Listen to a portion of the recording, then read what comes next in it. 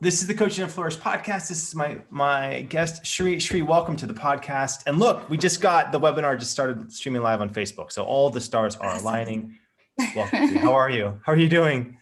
I'm good. I'm doing good. Thank you so much for having me. Oh, it's a pleasure. This is like my first time being on a platform where everything is streaming and live. So I'm excited.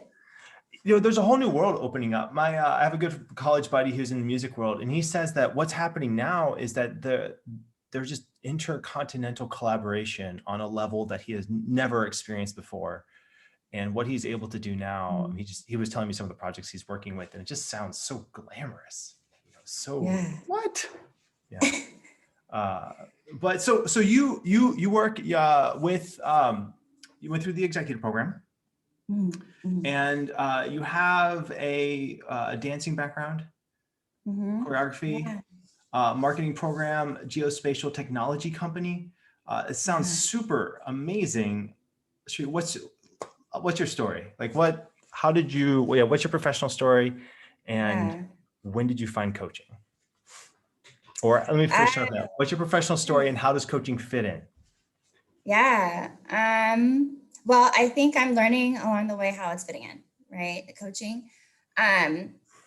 So my professional story, I went to school, decided to be a business major. I think a lot of high schoolers, you're not quite sure what you want to do yet.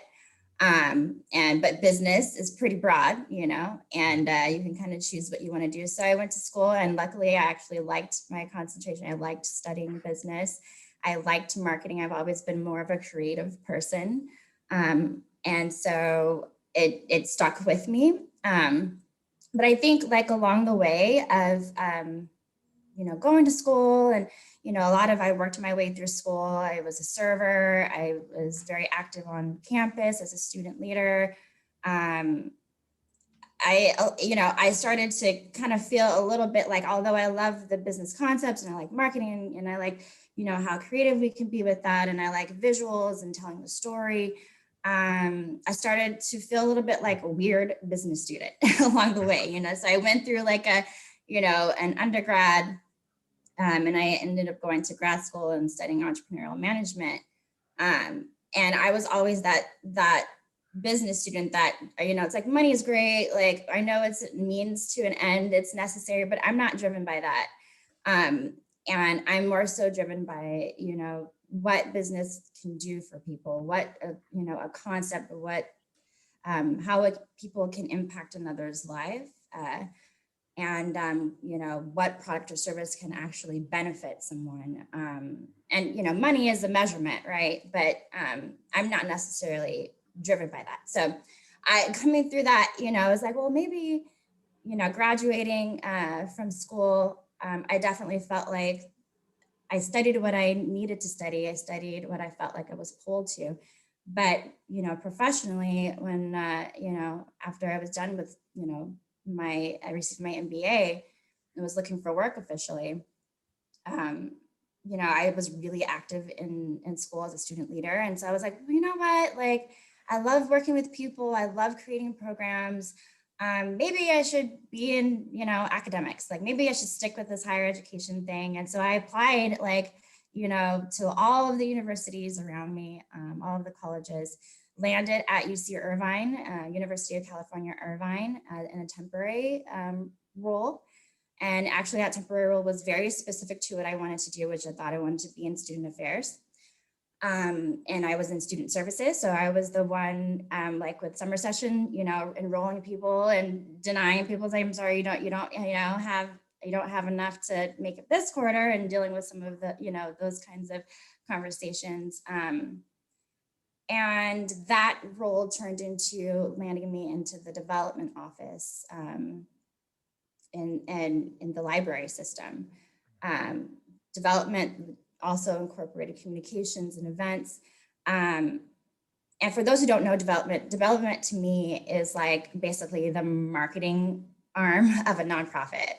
It's raising money and money that I was used to, like, I was in choir in high school, so choral boosters, you raise stuff $100, but you know, development in a university system is pretty big time. You're talking about millions of dollars going to buildings, and I had never seen anything like that before. So again, you know, professionally, I was trying to figure out, well, how does my passion for people and seeing people like benefit and grow and be equipped and cared for, how does that balance with student affairs and, you know, and like what I want to do? Because I had a lot of, I still had a joy and an interest in marketing and those types of things, but I really was more driven by the person and the benefit and impact on someone's life. So I spent a lot of like, you know, by the time I started working, I spent a lot of my mid-20s trying to figure it out, right? Like, well, what is it that I'm really passionate about? What is it that I can do well? What am I good at? That kind of lended me to really, you know, towards the end of my career at UC Irvine, you know, searching out for a coach myself. So how I got into coaching was, you know, just feeling like I explored all that I could, you know, where I was. I developed or gained a certification in mediation on campus. And, you know, I was leading like a diversity team. I was a part of different programs, just trying to figure out what is it that I'm going to choose, right? What lane am I going to choose? I know I'm ready for the next step. And so I sought out a life coach. She is actually an alum from this program, Christina DeZone. And it was transformational. It was really eye-opening and helpful for me to just kind of really define what is it that I'm passionate about, what my values are. That led me to actually where I'm at now at Esri, which is a geospatial solutions company. And what I love about the company that I'm with now is, and I do marketing there, is I'm able to bring my interests and my skill sets that I've developed along the way into a company that is very people oriented. That it is a business, you know, it's a private business where there is profit made, you know, there are some metrics, but it's people first, and it's driven by the impact that, you know, the solutions that we provide has on an organization and on entities that largely has an impact on society, on our world. So I can get down with a company like that. I think I'm finally at a place in my life where I no longer feel like the weird business individual who cares a lot about how we impact lives. So yeah, that's a long story, but just it's all coming together, I think, John, is if I were to summarize it. I'm really looking to see how coaching and how it can transform lives and how it can impact someone's trajectory, how I can incorporate that into any space that I'm in, within my company, within any other, you know, side projects that I might have, personal projects. I think it's broad enough and it's important enough to use however I'm led to. That's excellent. Thanks, Sheree, for telling your story. It seems like it is all fitting together. Like you're in a company, you love the mission of what they're up to. You're using your skill set and you're able to incorporate coaching into everything you do. What's it like to say all that out loud and just say, yeah, look, my life is together. This is amazing. Yeah, it's awesome. I spent a lot of time and kind of, you know, just processing that a little bit on my own. And it's nice to see the puzzle pieces fitting together, you know? Right.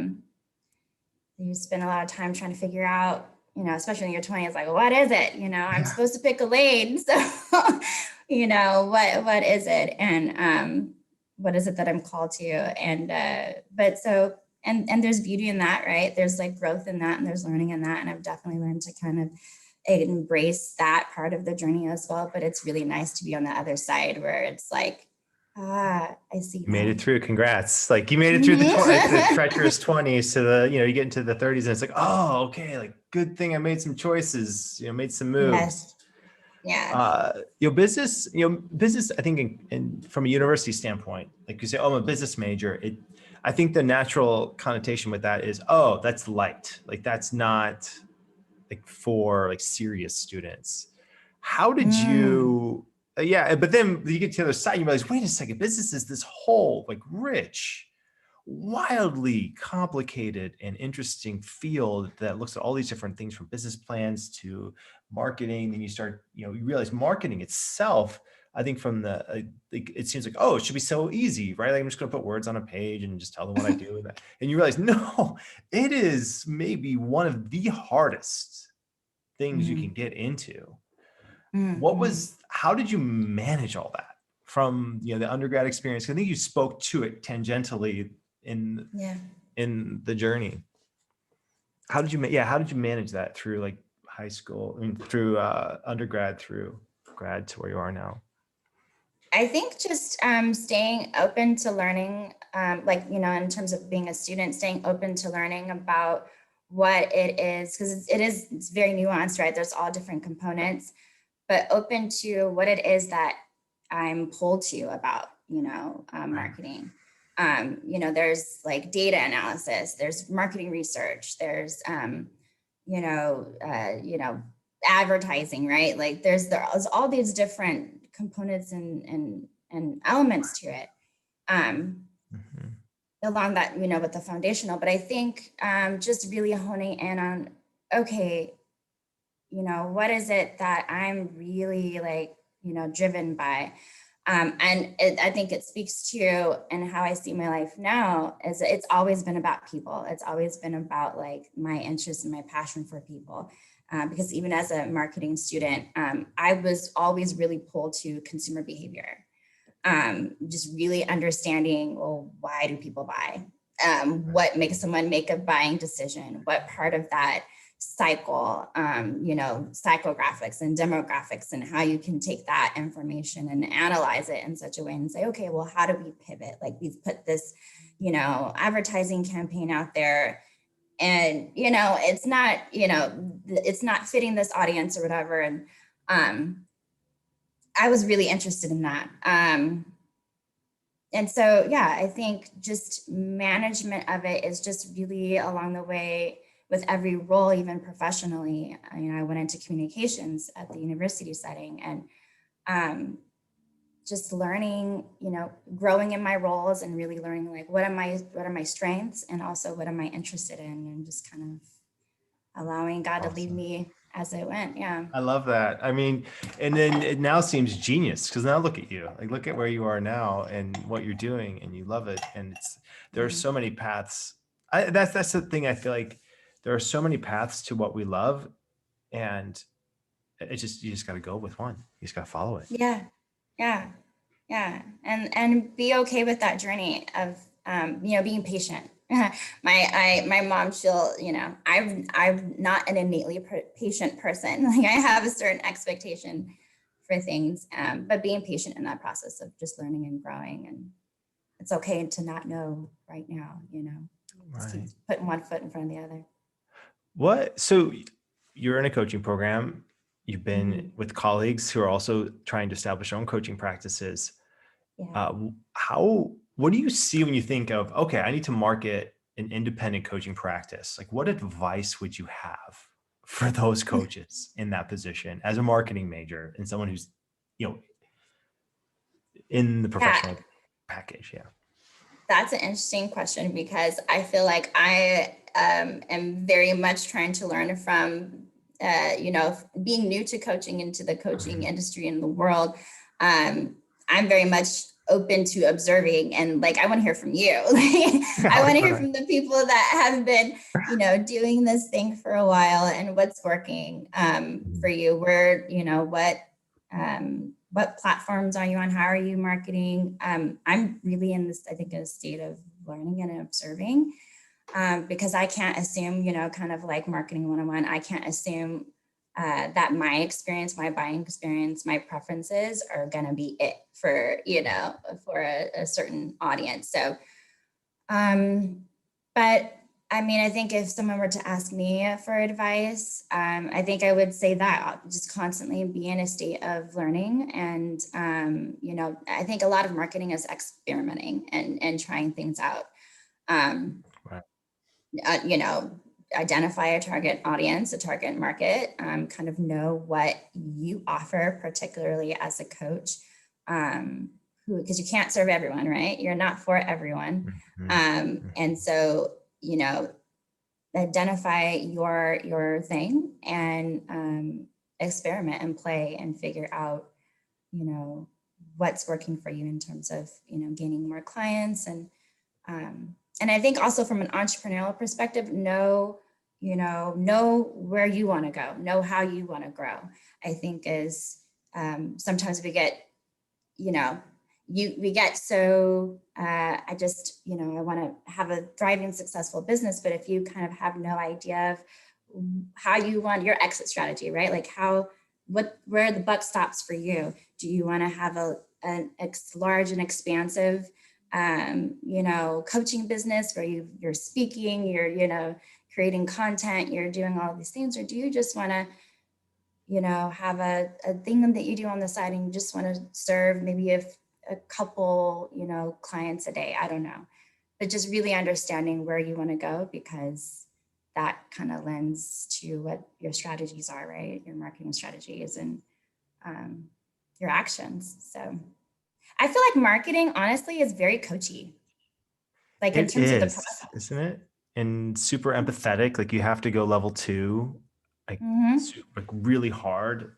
I think the piece that I'm like really gravitating towards is that, like, I think what you spoke to, this idea of testing it out and trying stuff, setting up A/B tests. And just continuing to try different things that make a difference. I know for me, I feel like I studied marketing a lot more when I was developing my own independent coaching practice. Like that's when I consumed all these books, right? But when I started training people, I just sort of just rolled it out and said, "Yay, do your thing," like, and I haven't until recently, in the last couple of months, like really dove into the idea of marketing from, coach training standpoint. Well, I mean, yes and no. You know what I mean? Like you're launching something, and the whole entrepreneurial journey is so revealing. Like you just learn like your own pain points, your own buttons, your own stuff comes up really big. I mean, I don't know of any other journey that grows people the way entrepreneurship journey grows people. Yeah. 100%. In this process, what have you learned in your own journey of this? What have you learned about yourself in in launching and the entrepreneurship journey and managing the transition out of the 20s? Well, so managing transition out of the 20s, I learned that I can do hard things. I'm pretty resilient. I think that, like managing, I did this process, through this coaching process. I think that also it was very revealing in terms of things that I also needed to process personally. I think when you go through a lot of my later 20s, I had very life-defining experiences. And so I'm of the person where, I'm a doer. I'm don't quit. Like I'm gonna keep walking through. But I think I was not anticipating going through this coaching process and having to be coached and coaching others, that the things that came up in me that I need to process, and that that I've needed to process along the way, and that I needed to be vulnerable with. And so it's been interesting. It's been both challenging but inspiring. But again, I think just, you know, knowing yeah, I can do hard things, that, you know, it's fine. It doesn't all have to fit at the same time. Things can be a little bit messy, but I'm learning along the way. You know, it's okay to be a beginner. I think that, you know, you'll see probably along this conversation, like I throw out a lot of metaphors about dance. I love dance, and dance I feel like is so illustrative of life.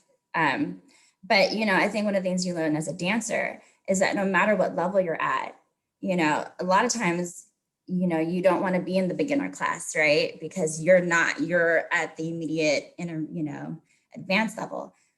But it's okay to be a beginner, right? If you're picking up choreography and you're struggling with it, it's such a visual art. It's such a vulnerable space. You have judgment on you all the time about how you look when you move. But it's that mindset of like, you know what, it's okay. It's okay to learn in front of people. It's okay to learn in public. And I think that like, with this coaching process, I've learned how to navigate that differently, right? Not on the dance floor, but how to navigate that in front of my peers. And even in building a business, how to be okay with being a beginner and being a learner and growing as I go, but obviously with intention. But yeah, I think that's what I'm so learning. awesome. Yeah, my daughter, my 13-year-old, she's really into dance. And it's amazing to hear her talk about it too, like just how she feels when she moves. It's Yeah, amazing. it's Everyone should something. do it. Yeah, we had one of our good friends in Portland. She was a prima ballerina for the Portland ballet company for a while. Awesome. And just, you know, she was a professional, you know, like from the age of 15 or something like that, she just danced professionally. Her experience, and and again, it's just her level of professionalism is phenomenal. Like, it's just, wow, like you really, she brings it, you know, in every aspect of her life. Yeah. And coaching is a lot like dancing. Like there's a vulnerability there because people, especially when you're in the group coaching setting, you know, you're having to share and coach and receive feedback, you know, in a humble, you know, without too much defense. I mean, yeah, it's interesting how, so I wonder, I mean, I've done this thought experiment a couple of times where I think it's very common for people when they get into a training session like this to resist feedback or to feel really uncomfortable getting negative feedback. And I wonder if that's a human, just, you know, this is just what it is to be human, or if it's because we're trained that way, or if there's something that pushes us that way. How does that work in dance? Like, I'm so curious. How does that work in a dance class? Is it the same? I mean, is it like, you know, the same defenses?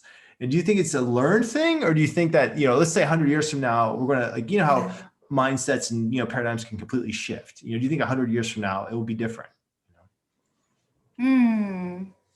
That's a good question. I don't know about 100 years from now. I think that I feel like there's this weird dichotomy in dance. As a dancer, I almost expect the negative feedback. And I actually want it because I'm constantly striving for perfection, or I'm striving to get this right. I'm trying, you know, like however the choreographer has done something, I want this to look. I want to hit that movement, but I also want to make sure that that movement makes sense on my body, right? That's another aspect of that. Every dancer will execute a movement differently because every dancer is unique. Because you want to bring life to a movement. So I expect the feedback. I want the negative feedback. But I also don't want the negative feedback, right? Because it depends on the context. I want the feedback when I'm learning. But if I'm performing and I'm bearing my soul or I'm, you know, like, you know, if you learn the choreography and now you got to go, you're in class and now you got to make it happen. You got to bring life to it. I would prefer some positive feedback, right? Because, you know, I'm being vulnerable. I'm making this my own.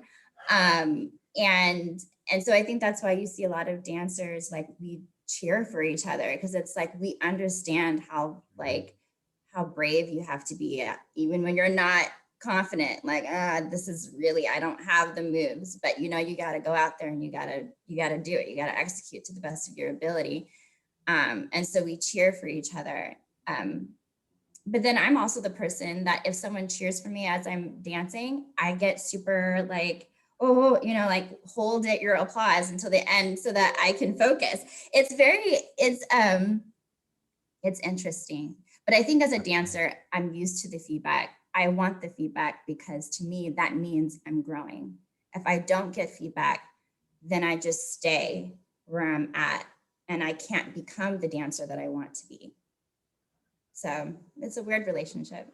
That's so right on, because I feel like there are different moments when, let's say, I put something together and I want Moist to look at it. I will, like, we have a range. We have a jargon. That's what happens when the two life coaches are married. We have jargon around what kind of feedback do you want? Like, do you want me just to say it's amazing and good? Like, do you just need that? Or do you want me to tell you what I really think? Like, so, and it's okay. Like, I'll just like, I just need some amazing feedback right now. Like, I know it's not good, but just let me know anyway. It's okay. Yeah. So I feel like there you can design with your audiences what you want. Yeah, 100%. Yeah. Gosh, man, I do if like, participants in the training program, myself included, there is an element where you want to know, yeah, I'm good at this. Like, I'm okay. Like, I can deal with this. And you also need really, and sometimes the hard feedback is really good. Yeah. You need it. Yeah. Sometimes you just need someone to see, like I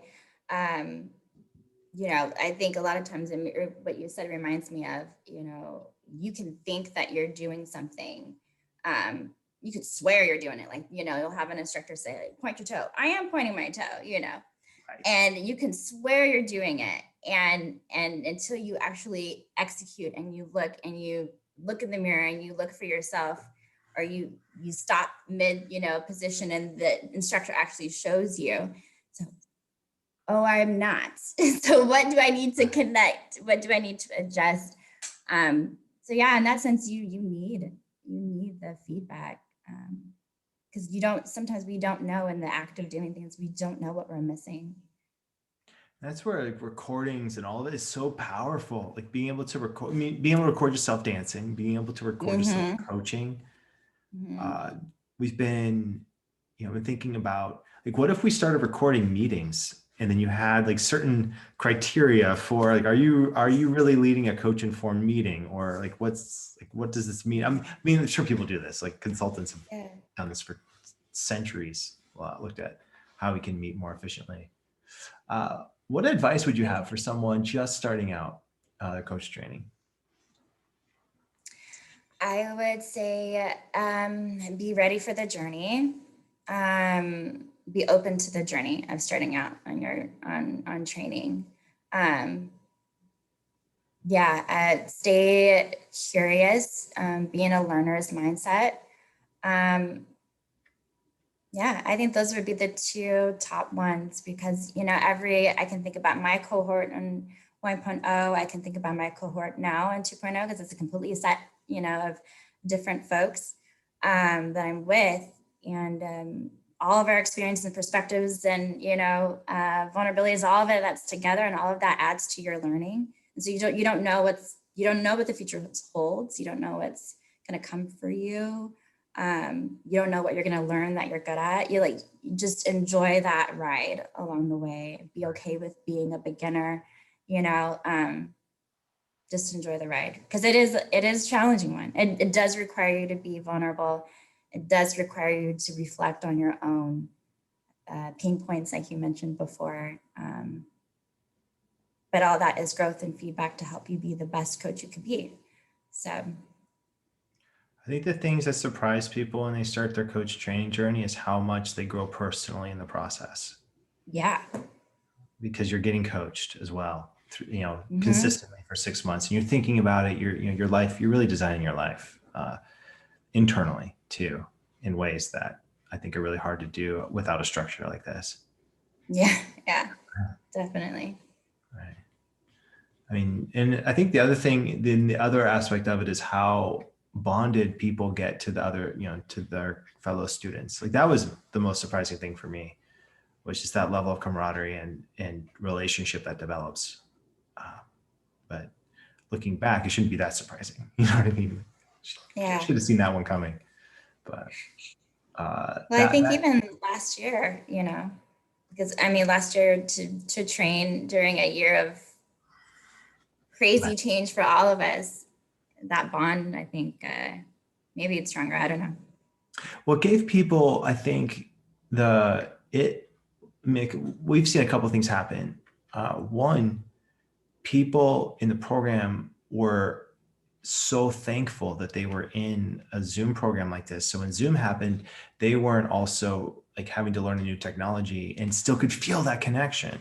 And in some ways, I think people feel more connected to the people in their classes because you're sharing like life stuff, like the real stuff, not the surface stuff, but this is the perspective I'm in. Oh my goodness, this is how I view my future self. And this is how, I'm rearranging, all of the habits and all the deep work. Yeah. We can connect like that on Zoom. That's possible. Yeah.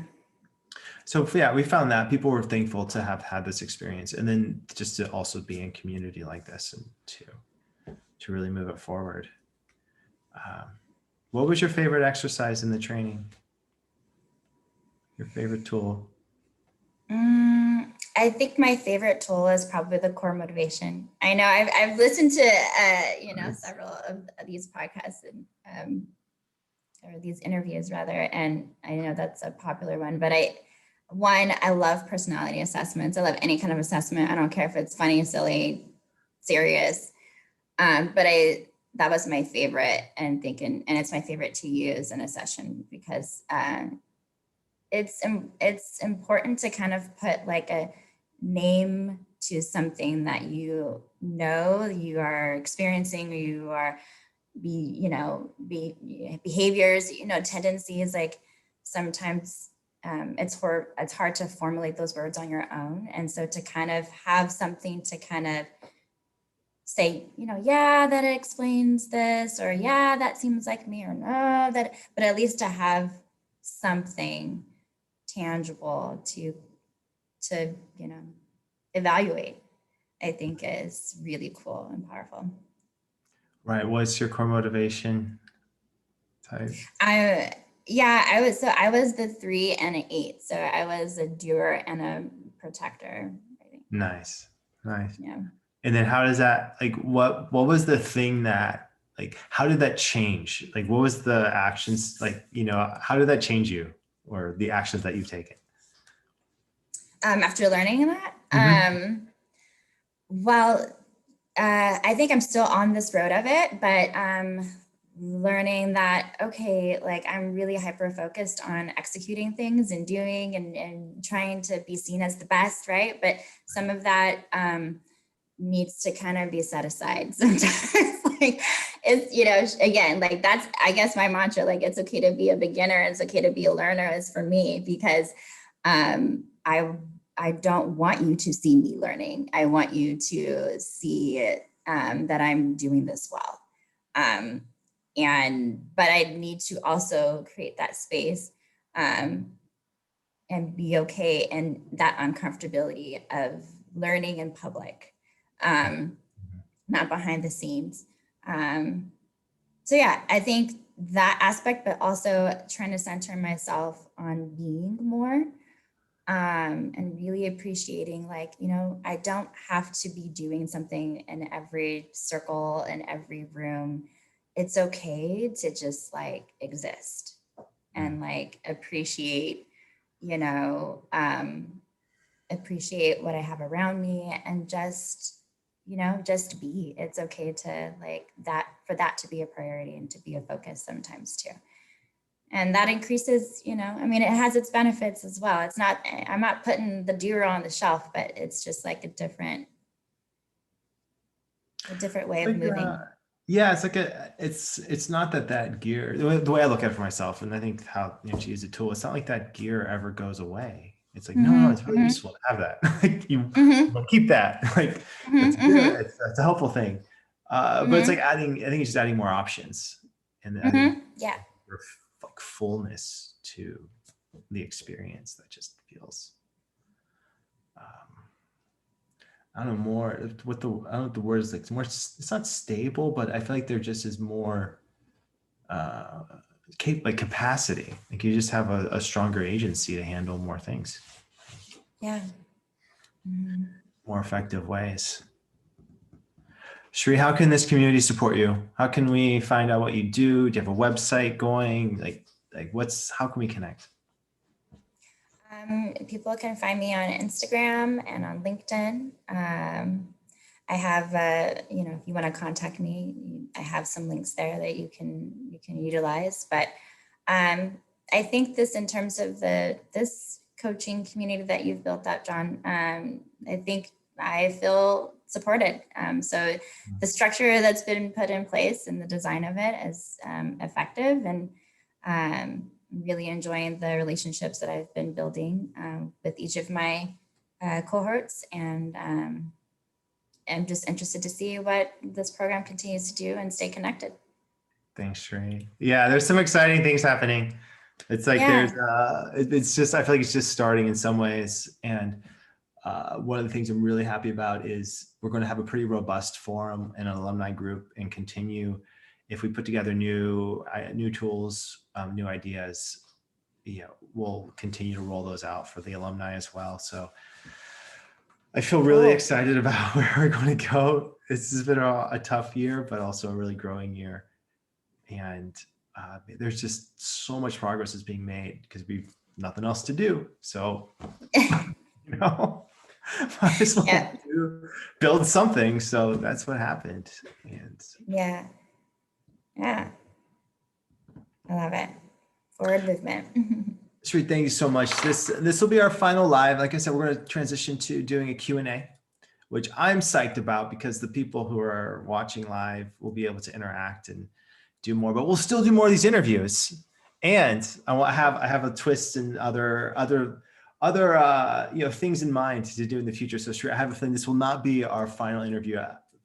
We will definitely be hopefully seeing you again. And thank you so much for being here. Thank you. Thank you for allowing me to be the last live interview experience. So I'm excited to see what else is happening. Yeah. It's good. Yeah, it's going to be good. And then thank you for all the people who are viewing live. And then for all those who are listening, thank you so much. This has been another cast of the Coaching and Flourish podcast.